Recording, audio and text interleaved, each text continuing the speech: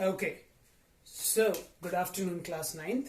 We will continue from where we left off yesterday. I hope all of you understood all the activities that we had done yesterday. We had learned 3 properties of particles of matter, and we had learned that particles of matter are known as atoms. So we will pick it up from here only.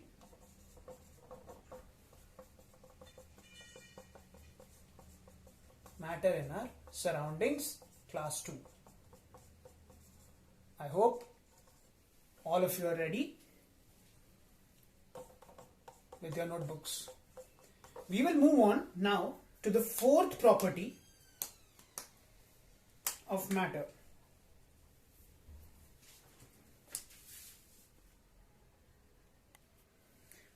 So the 4th property of matter is that, write down the heading, particles of matter attract each other. This is a new property, right? So where have you generally seen attraction? Immediately everyone would answer magnets, right? So particles of matter attract each other. It's not just magnets. These particles are, we are talking about very tiny particles of matter which attract each other. Now how do they attract? Now let's say magnets, we have studied that the north and the south pole, they will attract each other, right? That's what we have studied about magnets. Something like that. Now imagine, to understand how particles would attract each other, go to your NCERT book, activity 1.6. Look at the activity. What does it say? It says that we will form 4 groups of students. Okay. Now the first group of students will be interlocking their arms with each other. Okay. So they will be interlocking their arms and standing. The next group of students will simply hold hands. Okay. And the last group of students will merely touch their fingers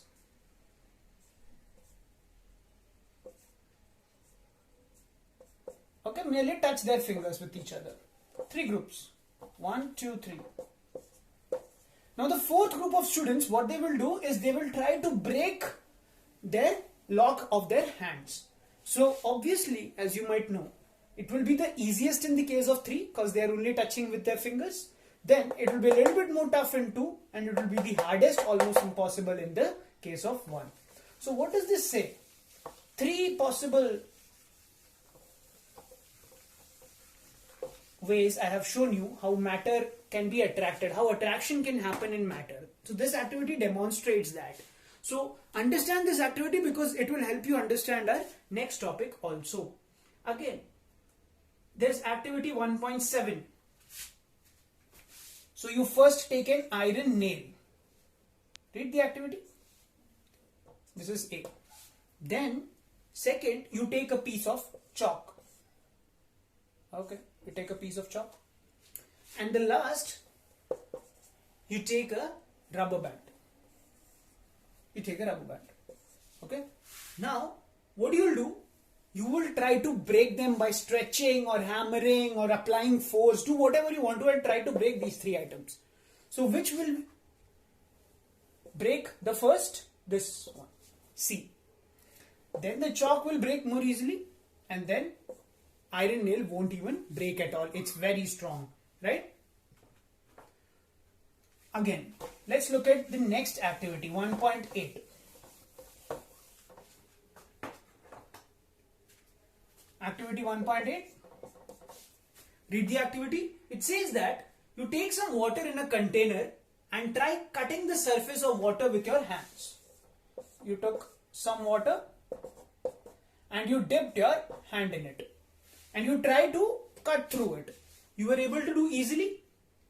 So you cut through this, but still the surface of the water remained together. So you observe these different properties that all of these different solids or liquids or gases were showing you that you have taken in these activities. So various forces of attraction. You tried to cut through water, it still remained the whole right? So now let's see.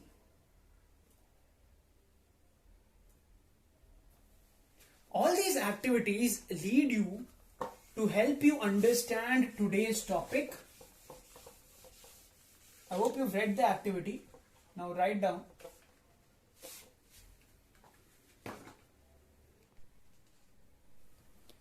The heading for today is states of matter. So matter, as you saw, is existing in various different shapes. And so as to study them, we had to club them into three definite states, different states in which the matter was existing in front of us.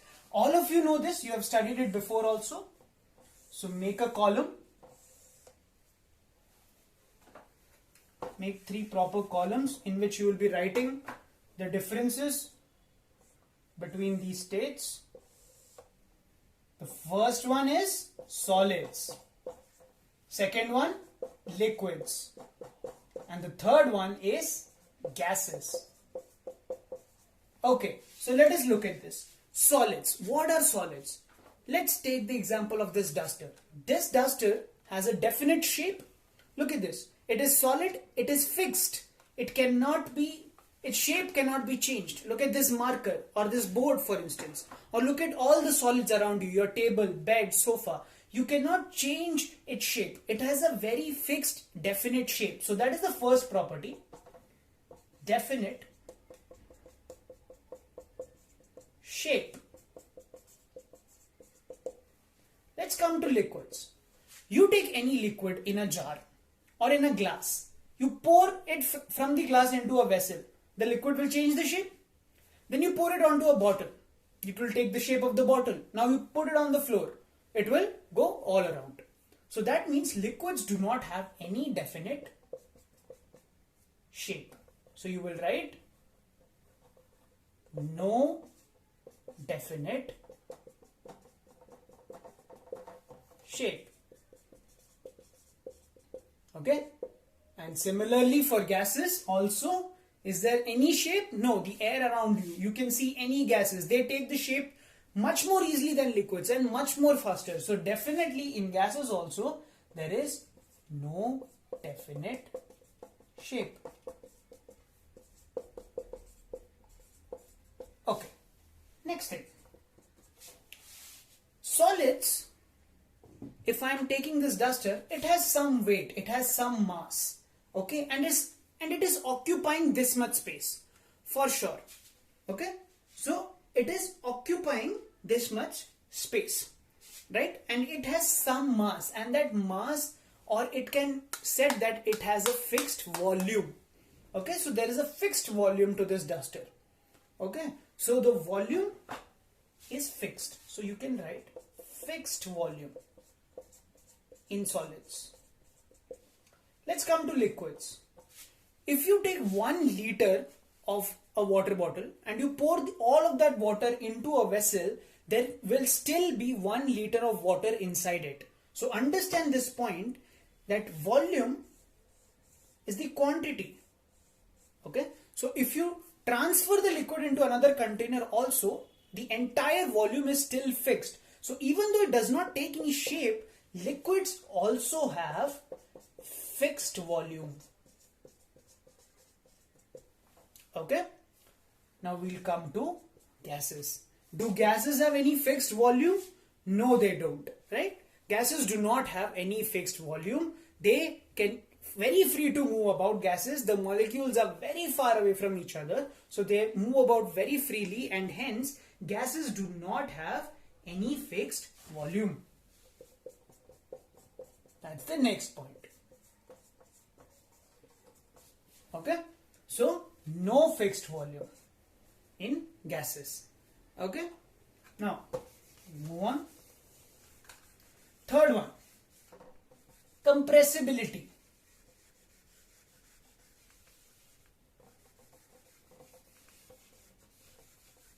What is compressibility? Compressibility is the ability to compress something. See, however much force I apply on this duster, I'm not able to compress it, right? I cannot change its shape by pressing it or doing anything to it. So, solids cannot be compressed, okay? cannot be compressed. I hope your writing is the third point. Cannot be compressed. Now let's come to liquid. Liquid also, if you start pressing on that liquid, it will not be pressed easily. The liquid will give you resistance. Okay, to some extent yes, but liquids also cannot be compressed. Liquids also can't be compressed into the volume. Only very little you might be able to compress it, but that is almost negligible. So in liquids also we write cannot be compressed. Okay. Now let's come to gases. In the case of gases, like if you have seen a syringe, if you fix the needle into a rubber and push it back, you will be able to push a lot inside. Okay. So, or if you want to see for gases, just take a sucking pump thing and try to press down on a glass. So you will be able to push down quite a lot. So that means that air can be compressed very easily. So gases can be compressed into a very small space, very small volume very easily. So you will write can be compressed. This is the third property. Okay. Coming to the fourth one. The fourth property is density. Now, solids, as you all know, have very high density. What is density to be exactly? It's called mass by volume. Okay. So mass by volume means that, let's say 10 gram of solid is there. To help you understand that, look at the board everyone here. If I have 10 gram of solid, it will be in this much space. So however much less space it takes, that means the density is that much high. All the molecules are close together. So 10 gram is in this much space. Let's say it's liquid, then the 10 gram of liquid might take this much space. So this much volume it's occupying. So more volume, that means the density is low, it's more spread out. And similarly for gases, it will take a lot of space. 10 gram gas is very high amount of gas. It's almost in a room. 2-3 rooms filled with gas. Even then you can't reach 10 gram. That much space it takes, gases. Okay, so that is the difference between solids, liquids and gases. The density of the solid is very high. So the fourth property you write,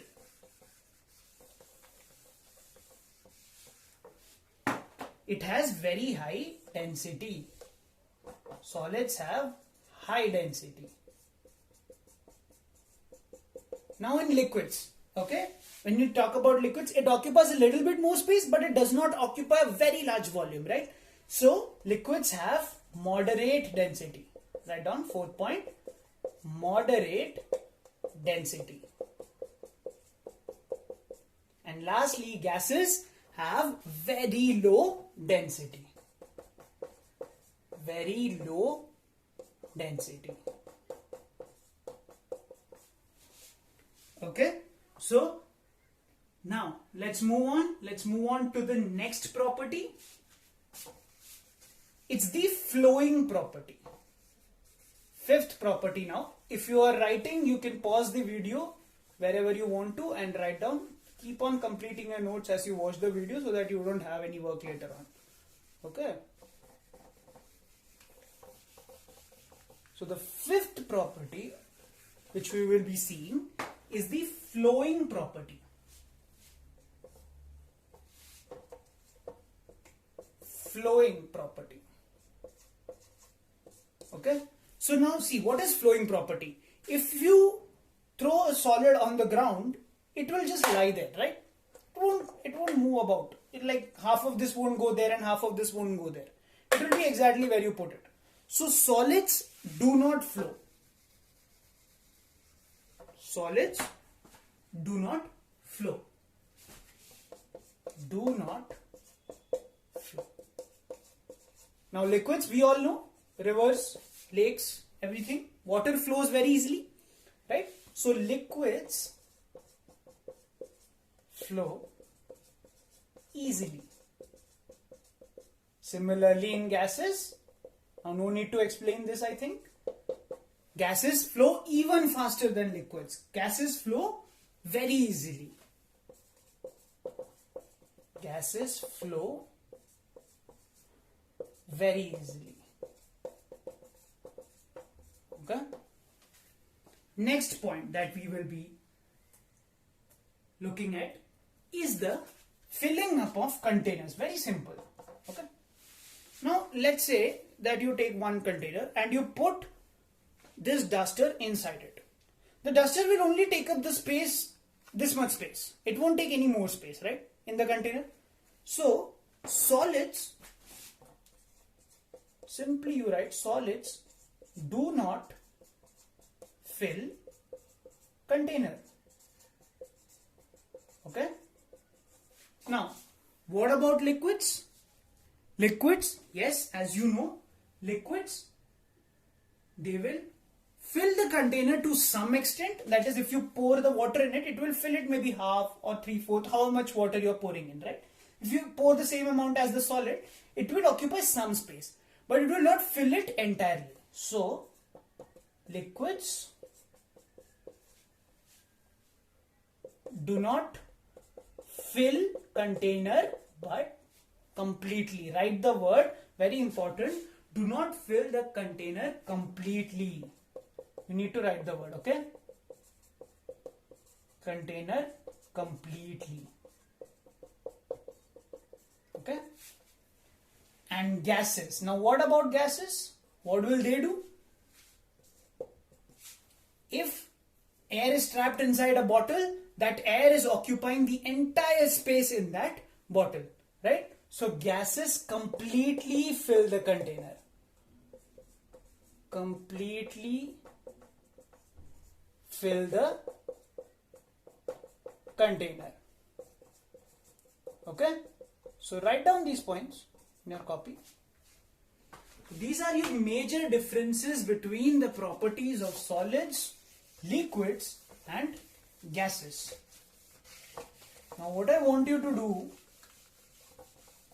don't finish the table just yet. You will write as the 7th point examples. 5 each. 5 solids, 5 liquids and 5 gases you will be writing down as examples in your notebooks. Okay? So all of you write down 5 examples. I'll give you a second. Write down any 5 examples. If you want, you can also pause the video. Okay? Any example you can write. You can write books, needles, water, milk, juice, all these things you can write. Okay? So let us now understand why these three, solids, liquids and gases, are so separate. See, your answer is still not complete. The next thing you have to draw is the diagram of solids, liquids and gases. Alright? So first diagram that I will be showing you is of solids. Make a neat and clean diagram. The diagram is also there on your NCERT book in page 5. You can see that too. So if I take a solid, right, I take a plate. Simple plate I take. Just if you observe one very tiny, 10 to the power 21th portion of that plate, you will observe that the particles of solid are arranged something like this. Okay? They are very close to each other. So close that it's not possible to separate them out. Okay? This is how close the particles of solid are arranged to each other. So this is the diagram of solids. Draw the diagram.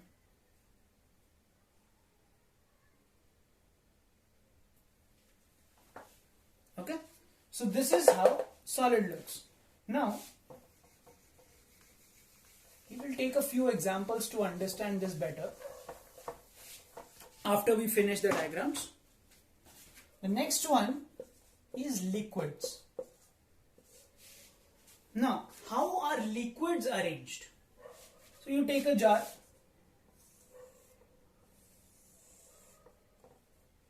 You have some liquid in it, right?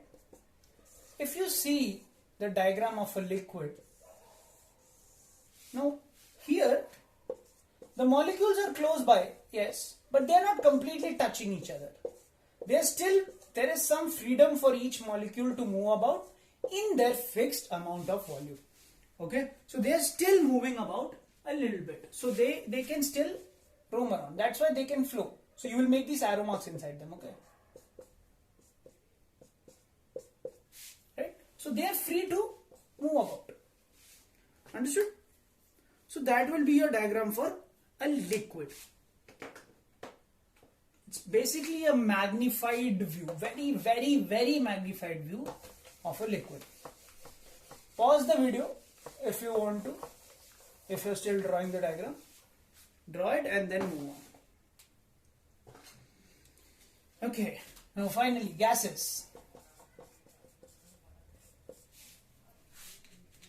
The diagram for a gas. Let's suppose we have a balloon. It's filled with gas. Inside it, if you look at the gas, the molecules are very, very far away. They are free. They have lots of space to move around. Okay, plenty of space to move around here and there. Each molecule has a lot of space to move around. So that is why in gases the particles are very, very far away from each other. Now let us try and understand this with a very common example that you see at home every day. We will take two common examples that you see at home every day to understand solids, liquids and gases. First is simple. We will take water. Okay. So water, when it is boiling, let's say you've placed it in a container and steam is coming out of it. Whatever water you had, you boiled it. Okay. Now this steam has occupied the entire room. If you hadn't closed the container, it has occupied the entire room. It's gone. Nothing is left in the container. Why? Because water was in its gaseous state. Understand this example. You can read this. No need to write. It is in its gaseous state. Now, let's say that you simply take normal water at room temperature in a container. Right?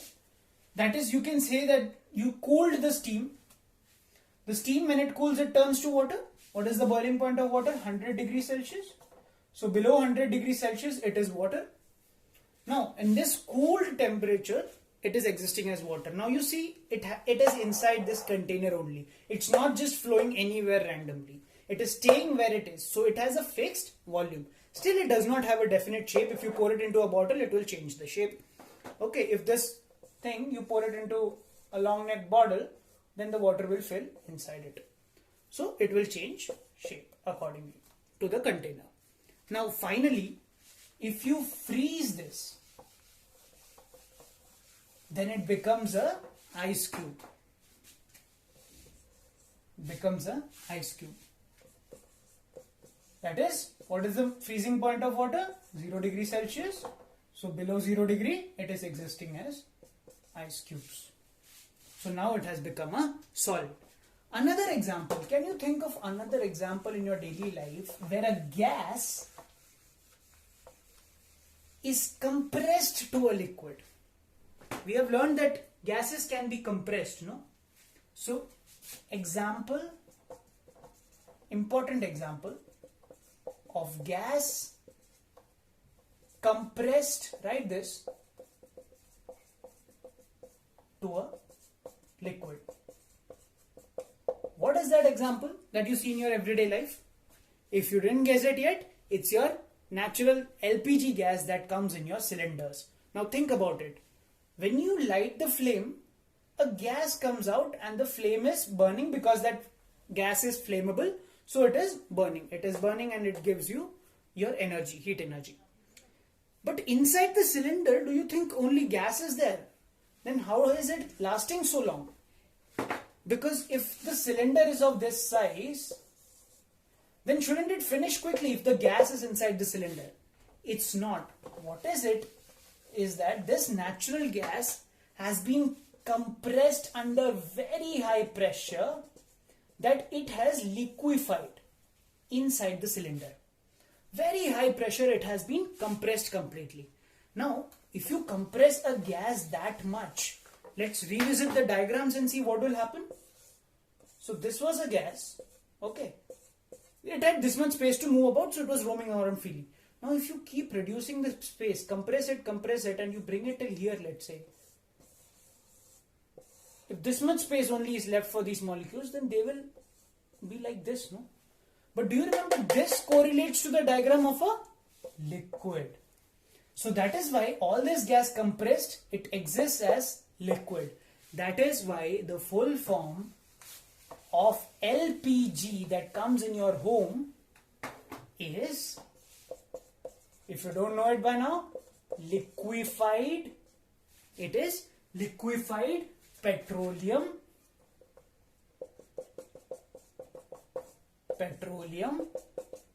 gas.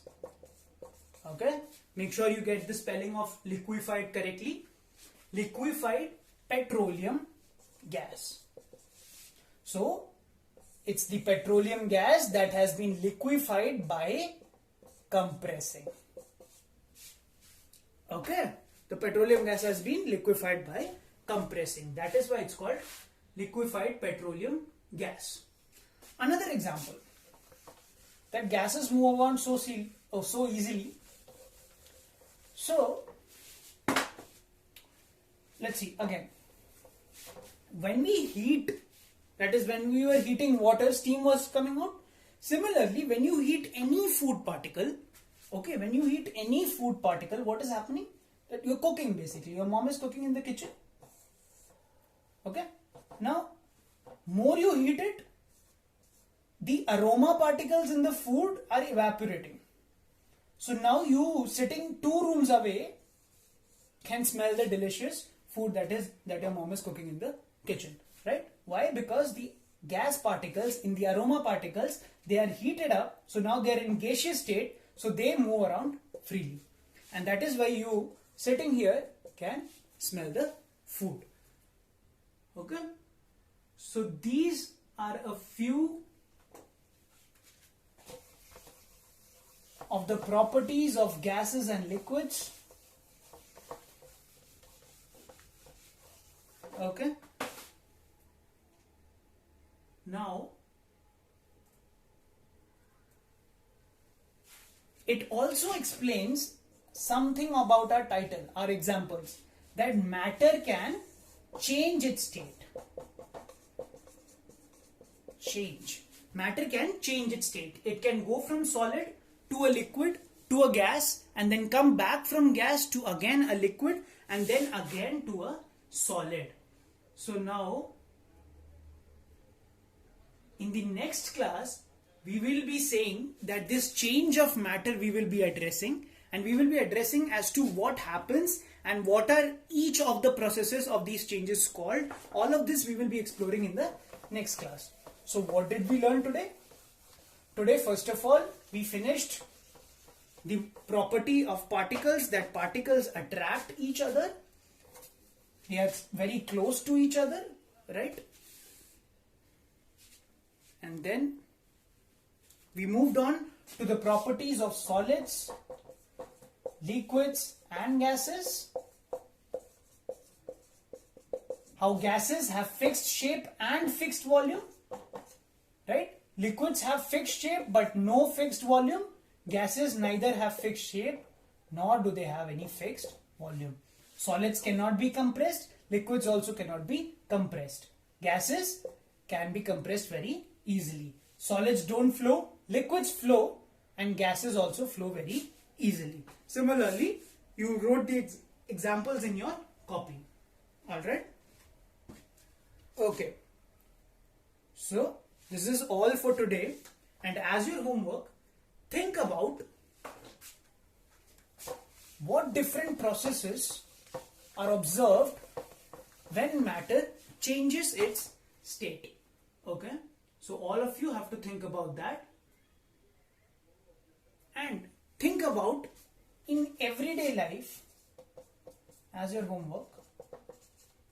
Write it in the copy. Write 5 examples of change of state you see, of change of state of matter. Okay, write 5 examples of change of state that you see every single day, that where you can change the shape of these particles. So this is your homework, and that's it for today. We will do questions and the next part later on. Stay safe, stay healthy, and bye.